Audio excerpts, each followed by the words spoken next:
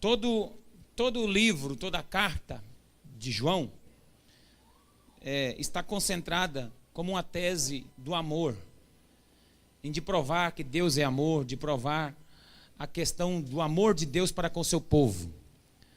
Mas no capítulo 5 dessa primeira carta,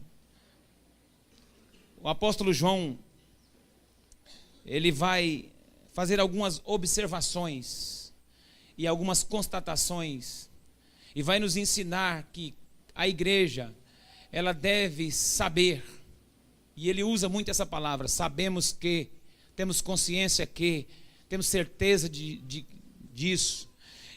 Então, ele vai falar das certezas que todo cristão deve ter.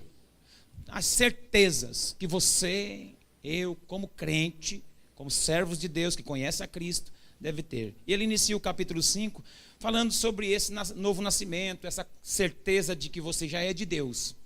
Acompanhe comigo.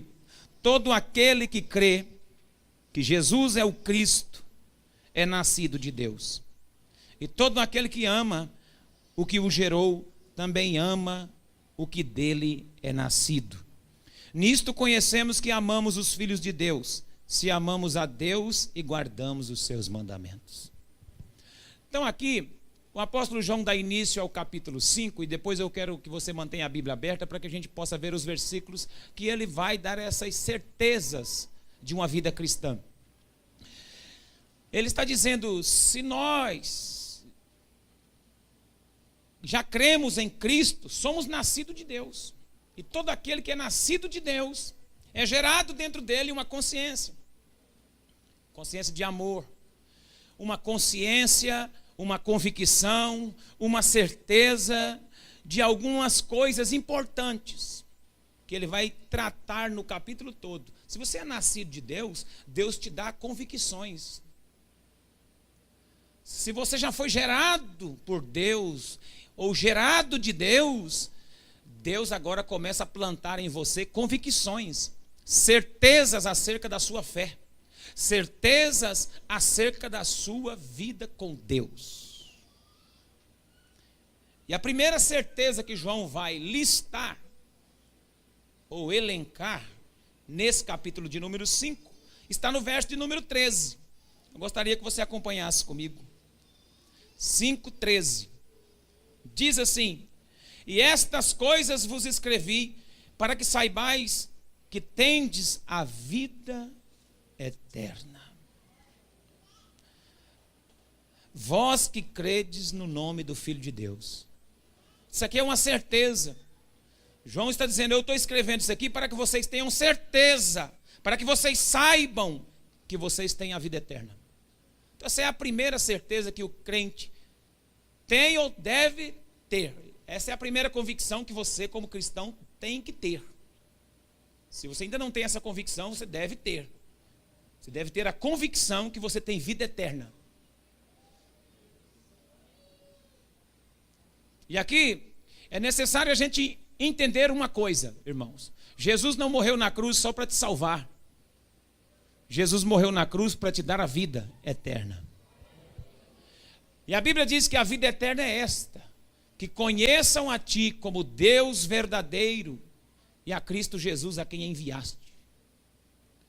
A vida eterna, ela começa agora. Já começa agora, quando eu creio que Cristo é o meu Senhor, eu passo a desfrutar da vida eterna. Você tem convicção que você já tem a vida eterna?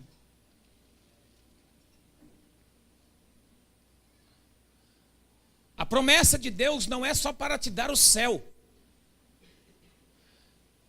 E eu quero pensar com os irmãos aqui a respeito disso, porque a igreja tem dúvida com relação a esse tema. A igreja toda, nessa questão, tem um pouco de dúvida. Porque nós pensamos que a salvação é o todo de Deus. E a salvação não é o todo de Deus. Jesus não morreu somente para nos salvar, Jesus morreu para nos dar vida. A vida que nós vivíamos, ela não serve. Depende de comida, depende de alimento. Essa vida que você vive aqui agora, essa vida natural, depende do pão. Se você parar de comer, você vai morrer. E Jesus disse: eu sou o pão da vida. Eu sou o pão que desceu do céu. Aquele que de mim se alimenta, por mim viverá. Seus pais, os pais de vocês, comeram o maná e morreram. Então isso é transitório. Mas a promessa de Jesus para nós é uma promessa eterna. Já começar aqui, desfrutar de algo que não vai acabar. De uma vida perene, de uma vida eterna, de uma vida para sempre. Existem 3 tipos de vida: a vida biológica, a vida psíquica e a vida zoe, que é a vida espiritual. A vida biológica que você contempla nas plantas. A vida biológica é essa que nós vemos aqui, que é o nosso corpo, o curso da vida, essa matéria que um dia vai acabar. É aquele que começou bonito, né?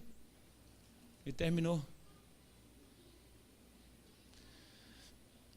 É bom a gente cuidar do corpo, né, irmãos? Fazer uma academia se puder, fazer um exercício se puder, cuida bem. Mas com a idade, não tem academia que dê jeito. Aquilo que era empinadinho cai um dia. Aquilo que era redondinho um dia. Sim ou não, igreja? Tem jeito, a natureza cuida. É o curso da vida, isso aí acontece. Tem a vida psíquica, que é a vida da alma, é a vida do relacionamento, é onde a gente mexe com a cura dos nossos sentimentos. E tem a vida eterna, que é a vida de Deus. É essa que é a vida prometida. Que mesmo que essa biológica, essa psíquica passe, você sofra ou não, tenha alegria ou não, há uma vida superior a essa. É a vida prometida para aquele que crê. É a vida prometida para aquele que já desfrutou, que aceitou a Cristo como Senhor e Salvador da sua vida e que vai desfrutar dessa vida eterna para a glória de Deus. Mas não é só quando chegar ao céu, não. É agora. Porque senão você era salvo por Jesus, já estava pronto para o céu, já morria e já ia. Por que você foi salvo por Cristo e não morreu ainda? Não foi para o céu, já que está salvo. Porque Jesus não morreu para nos dar o céu, Jesus não morreu para nos dar a vida eterna. E até um dia eu ministrando sobre isso, falei aqui na igreja que muitos de nós não estamos prontos para o céu. Somos salvos. Recebemos de Deus a vida eterna, mas não estamos prontos para o céu. Uma porque temos que desenvolver a tarefa de Deus aqui na terra. E outra, porque não estamos prontos mesmo. A vida eterna ela começa aqui e vai nos preparando para o grande apogeu, para o grande momento que é a inauguração do céu na nossa vida. O céu vai chegando aos poucos, à medida que nós vamos entendendo o que é a vida eterna. Você já viu aquele crente que ora: ô Senhor, volta logo. Vem Jesus. Volta, arrebata a tua igreja. Arrebata o quê, rapaz? Você não está pronto para ir. Seja sincero comigo, você está pronto para inaugurar o céu? Com essa vida que você está levando aí, você está prontinho para o céu? Será que eu estou pronto para o céu hoje? Com o nível de vida que eu vivo? Muitos de nós aqui, se chegar no céu, dá problema. Se chegar no céu, estraga o ambiente. Vai dar problema lá. E aí? Deus, o céu, irmão, o céu não é o nosso destino. O céu é a nossa origem. Nós viemos de lá, nós estamos voltando para lá. O céu não é o destino de ninguém. O céu é a origem dos filhos de Deus. Eles foram nascidos de Deus. E aqueles que foram nascidos de Deus estão voltando para lá. Já receberam a vida eterna, é o passaporte para indo, sendo desenvolvido nessa vida, até chegar na origem. Aprenda isso, céu não é destino, céu é origem. Salvação não é para onde vamos, e sim como estamos indo. Repita comigo: salvação não é para onde eu vou, e sim como eu vou. Amém? Primeiro Deus te dá vida, e aí você vai indo de glória em glória, de força em força, até se apresentar diante de Deus em Sião. Essa é a primeira certeza que o apóstolo João deixa claro no verso 13, que aquele que é nascido de Deus tem a vida eterna. A segunda certeza está no verso 14 e verso de número 15,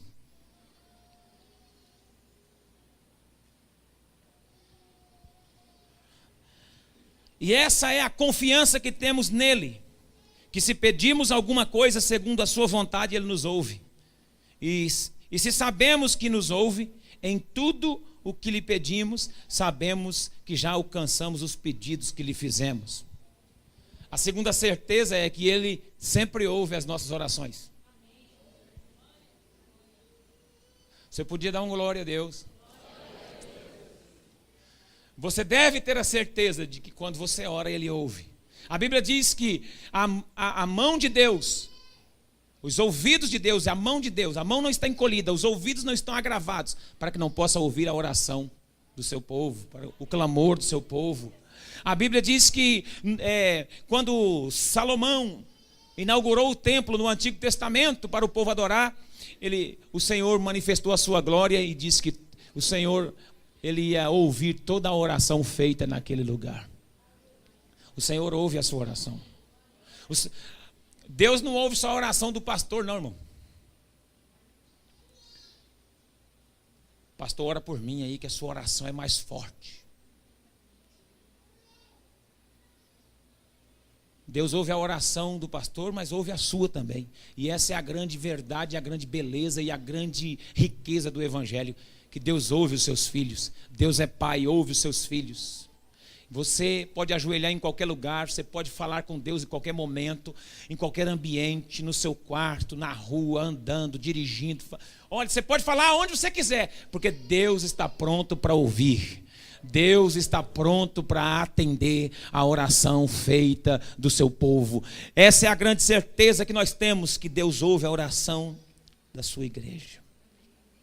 Podemos ter absoluta certeza que Deus responde às orações quando nos aproximamos do trono da sua graça. A chave é a oração. Se você crê nisso, crê no poder que isso existe, ore. Ore.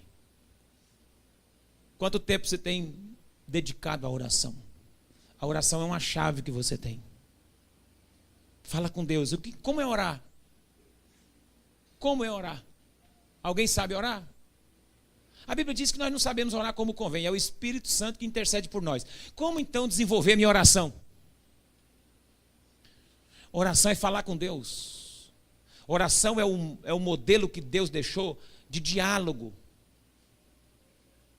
entre os seus filhos e Ele.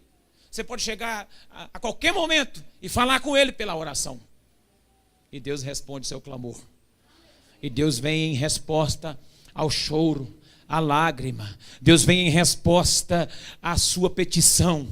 Quando você pede, a Bíblia diz: pedi, pedi, dar-se-vos-á. Olha, irmão, aquele que pede, recebe, diz a palavra de Deus. Aquele que busca, encontra. Aquele que bate, abrir-se-lhe-á. Ore. E quando você achar que orou demais, ore mais um pouco. Porque eu nunca encontrei ninguém que orasse tanto. Orasse demais. Por mais que você ora, ainda orou pouco. A oração é a chave do avivamento. A oração abre as portas. A oração quebra as cadeias. A oração rompe os grilhões. Estava Paulo e Silas presos à meia-noite, porque estavam pregando o evangelho. E eles foram colocados no calabouço, fechado, na prisão. E por volta da meia-noite eles começaram a orar e cantar ao Senhor. E a palavra de Deus diz que os alicerces da cadeia se romperam e Deus os livrou. Através da oração, Deus está te dando vitória, porque Deus é um Deus que ouve. Deus é um Deus que escuta a nossa oração. Quantos podem crer nisso? Diga glória a Deus. A terceira certeza que o capítulo 5 de João nos dá está no verso 18. Verso 18. Sabemos, olha, novamente a expressão sabemos. Sabemos que todo aquele que é nascido de Deus não vive pecando. Antes guarda aquele que nasceu de Deus e o maligno não lhe toca.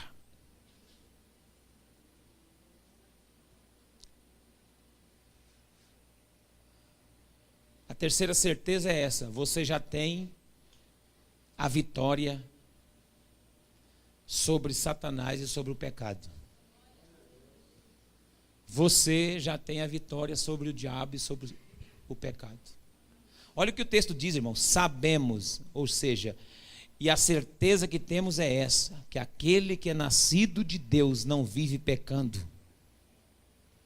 Antes o guarda aquele que nasceu de Deus e o maligno não lhe toca. Você é de Deus? É nascido de Deus? Então você não vive pecando. Todos são pecadores? Sim, mas não vive na prática do pecado. Essa expressão viver pecando é aquela pessoa que peca, aí tem um remorso, depois volta no mesmo pecado, peca de novo, passa uma temporada bem, depois volta no mesmo pecado, passa uns 3, 4 meses, aí ele volta, cai de novo, ele vive uma gangorra espiritual. Vive uma gangorra espiritual, vive pecando. Vive na prática do pecado, achando que Deus é misericordioso e que Deus vai perdoar. A qualquer momento Deus perdoa. Pastor, Deus perdoa, pastor, a carne é fraca. Já notou isso aí? Gente que fica assim, não, pode ficar tranquilo, pastor. No final Deus não vai condenar ninguém, não. Deus é bom, aleluia, glória a Deus. Deus é tão bom que vai mandar ninguém para o inferno, não. Pode ficar em paz. Pastor, isso não tem nada a ver. Meu irmão mais novo morou numa casa de recuperação. E quando ele saiu da casa de recuperação, ele estava naquela fé, que o cara quando sai da casa de recuperação, parece que sai uma Bíblia ambulante. O cara sai falando de Deus para todo mundo da rua. Se você vai comer um pedaço de pão, ele fala, espera um pouquinho, tem que orar, calma. Ele põe ordem em todo mundo. De tão viva a fé e a esperança que está no coração dele. Mas aí meu irmão estava firme mesmo. Já tinha passado um tempo, não tinha caído. E ele foi visitar um amigo dele que passou na casa de recuperação. A primeira vez que meu irmão deu uma saída meio sozinho assim, foi lá, chegou lá, o rapaz estava usando uma droga. E ele viu lá do fundo lá. Da frente do portão, ele viu o rapaz no fundo mexendo uma droga. Aí ele falou, beleza, eu vou embora. Vou aí não. Aí o cara falou assim, não, vem cá, rapaz. Vem cá. É aqui. Espera, vem cá. Eu falei, vou não. Meu irmão querendo fugir. Ele, não, vem aqui, rapaz. Chamando, né? Tem nada a ver não, moço. Dá nada não. Ó a expressão. Dá nada não, tem nada a ver. Meu irmão falou, isso aí é 2 demônios gêmeos. Um chama dá nada não. E outro chama, tem nada a ver. E deve ser. É o meu irmão que falou isso aí, mas deve ser. É 2 demônios. Dá nada não. Tem nada a ver. Dá nada não. Tem nada a ver. Você já viu que as pessoas que estão falando dá nada não, tem nada a ver, está indo para o buraco, está rodando. Cuidado, hein? Descobrimos mais 2 demônios aí. O dá nada não e o tem nada a ver. Aí o Shot Santo cantou. Tem nada a ver. Isso é normal. Eita coisinha que faz crente se dar mal. Tem nada a ver. Isso é normal. Eita coisinha que faz crente se dar mal. Aí ele vai falar lá uma série de coisinhas que faz crente se dar mal. É um vinzinho no fim do ano, é uma fezinha no jogo do bicho, é uma série de coisas. Eu não lembro agora a música, mas quem canta é o Shot Santo. Depois você pesquisa na internet, Shot Santo, tem nada a ver. Isso é normal, e só vai fazendo o crente se dar mal.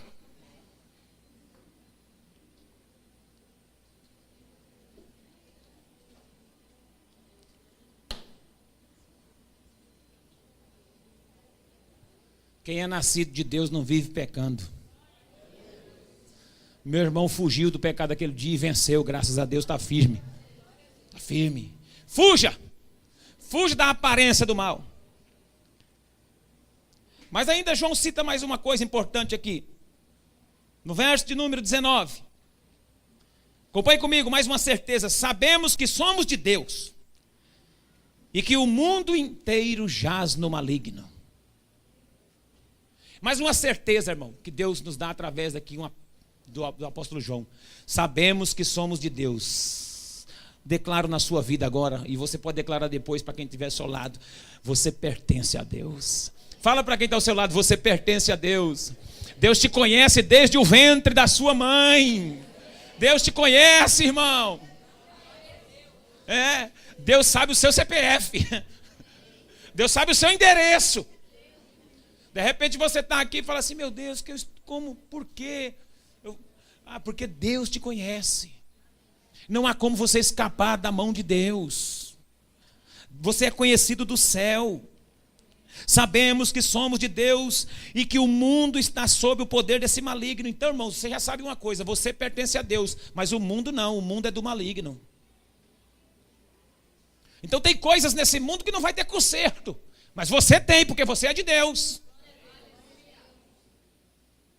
Então não se amolde, não tome a forma desse mundo. Romanos capítulo 12 diz, não vos amoldeis, não tomeis a forma do mundo, desse século. Você pertence a Deus. Você foi selado pelo Espírito de Deus. Você foi comprado por preço de sangue. Você tem dono. Tem alguém que manda em você. O seu Senhor se chama Jesus Cristo de Nazaré. Você pertence a Ele. Você é propriedade exclusiva dEle. Você é dEle. Ele que te comprou. O direito é dEle.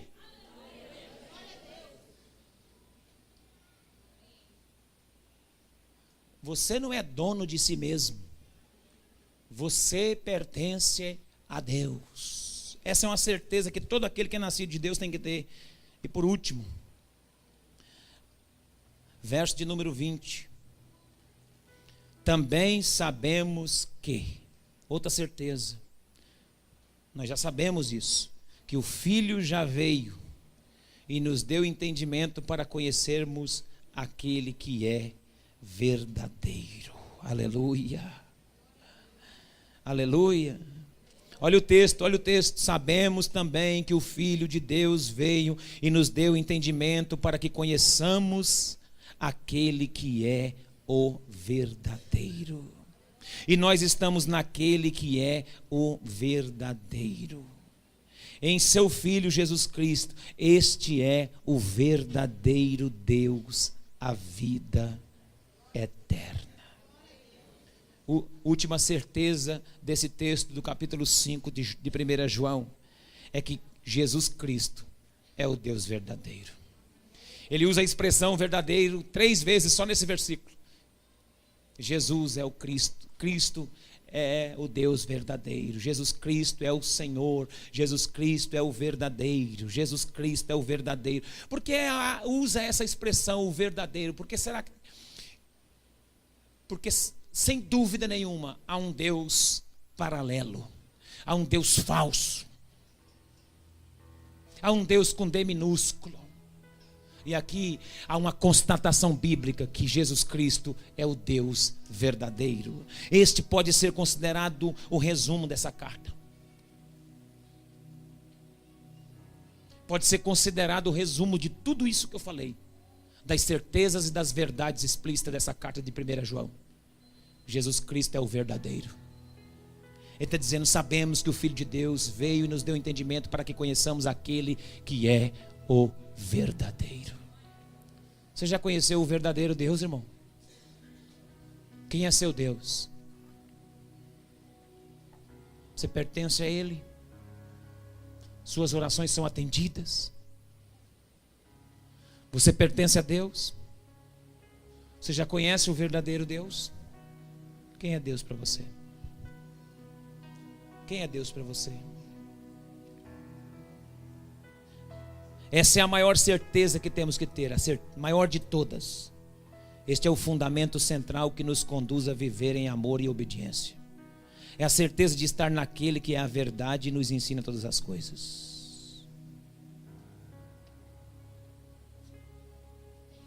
A maior certeza de todo crente é saber que Cristo é o único e verdadeiro Deus, o santo, o verdadeiro e não há outro.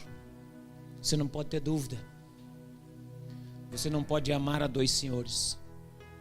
A Bíblia diz: ou você ama a Deus ou ama a Mamon. Mamon é o Deus das riquezas, do dinheiro. Ou você ama a Deus ou você ama a Mamon. Você não pode amar a dois senhores. Você não pode agradar um, porque se agradar um, vai desagradar o outro. Você não pode agradar os dois. Porque quando você agrada um, você desagrada o outro. Então você tem que agradar somente a Deus. Quando Jesus veio, Satanás levou Jesus. O Espírito conduziu Jesus, mas num dado momento no deserto, Satanás mostrou todas as riquezas do mundo para Jesus e disse: tudo isso te darei, se prostrado me adorares. Sabe qual foi a resposta de Jesus? Sabe? Somente a Deus adorarás, e somente a Ele prestarás culto.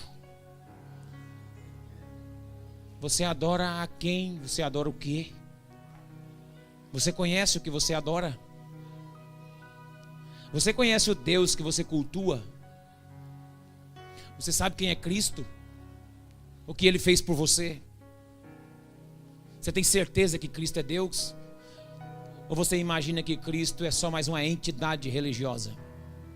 Faz parte de um contexto religioso e que todas as religiões levam a Deus, e que todos os caminhos levam a Deus? Não. A Bíblia diz que só há um caminho, uma verdade e a vida. Cristo é o caminho, Cristo é a verdade e Ele é a vida. Ninguém vem ao Pai a não ser por mim. Essa é a certeza que temos. Ele veio para revelar aquele que é o verdadeiro Deus.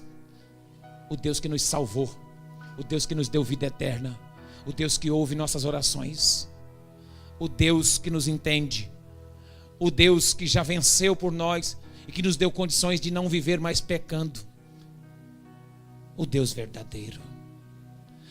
João, no capítulo 15, no Evangelho de João, ele diz assim, há uma afirmativa, Jesus falando: eu sou a videira verdadeira, meu pai é o agricultor. Existe um mundo paralelo, um mundo espiritual paralelo, que tenta se passar por Deus. O diabo queria a adoração de Jesus. O diabo continua até hoje querendo a sua adoração e a minha adoração, querendo que você negue a Cristo.